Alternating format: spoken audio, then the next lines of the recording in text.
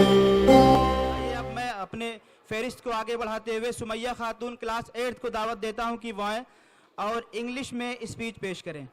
Sumaiya Khatoon class 8। First of all, I would like to say good morning. Respected guests, principal, teachers and my all friends. I, Sumaya Khatun of class 8, in front of you going to share my thought about importance of teachers in our life. Teachers are burning candle in our life, increasing our mental intellectual ability. In terms of science, I can say teachers are like catalysts. Teachers are connecting link between our theoretical and practical life.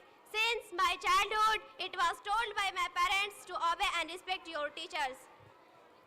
Because parents gives birth to us, but teachers gives education, which is most important part of our life. Again, I would like to give lots of thanks to all my teachers of Al Hidayah Public School for their experience of teaching us, experience of managing us, experience of guiding us. Finally, I would like to request all my junior students of this school to obey and respect your teachers. Thank you.